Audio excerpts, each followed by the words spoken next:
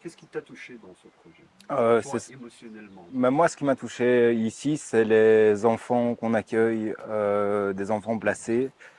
Euh, j'ai eu des enfants placés en famille d'accueil quand je vivais chez mes parents et c'est un projet qui me tient énormément à cœur, sur lequel on peut leur apporter énormément, que ce soit émotion, mais aussi leur permettre d'avoir des armes pour plus tard, quand ils vont grandir. Et c'est un peu les préparer à la vie, mais à savoir vivre aussi en communauté, sans pour autant avoir un torrent d'émotions qui peuvent les submerger. Et quel est ton sentiment quand tu es avec ces enfants? C'est juste un grand moment de bonheur. Et moi, je me revois quand j'étais plus jeune, justement avec les petits qui étaient chez moi. Et ça me bouleverse.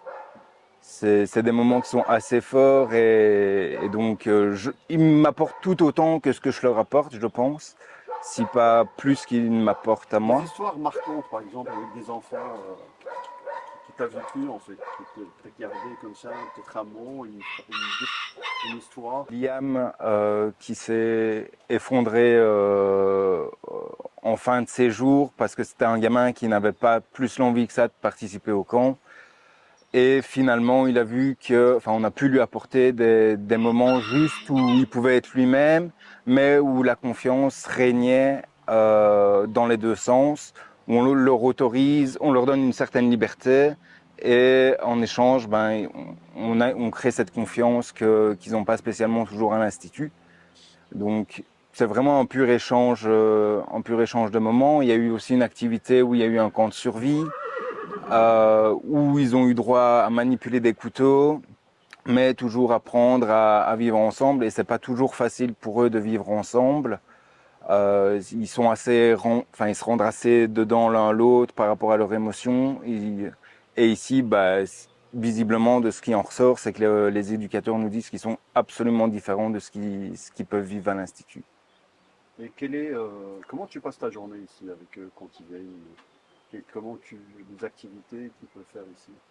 Euh, Ça dépend un peu des camps, ça dépend un peu de ce qu'on a décidé de mettre en place en début de journée. Mais on va dire une journée globale, elle commence par l'accueil des enfants. On se pose, on fait un petit moment de méditation, de relaxation. On prend vraiment un temps pour soi, le permettre de respirer, de s'acclimater, de se réancrer euh, ici sur le domaine. Et ensuite, en général, c'est une activité autre que l'équestre, où on va chercher à créer la communication entre eux, à créer des binômes qui généralement ne s'entendent pas plus que ça et qui, pour justement créer une affinité. Comment tu décris les visages d'enfants quand ils viennent ici au début de la journée, quand ils terminent l'activité? Une tristesse? Comment tu sens ces enfants? Euh, le, le, Leurs visages au début, ils sont très. Ça dépend pour les enfants. Il y en a qui, déjà même avant de faire une activité, n'ont déjà pas envie de faire l'activité. Et d'autres qui sont déjà hyper enjoués de pouvoir faire des activités autres, que ce soit par rapport aux chevaux ou à la nature. Et donc, il y en a qui arrivent vraiment avec des grands sourires et qui repartent avec des grands sourires.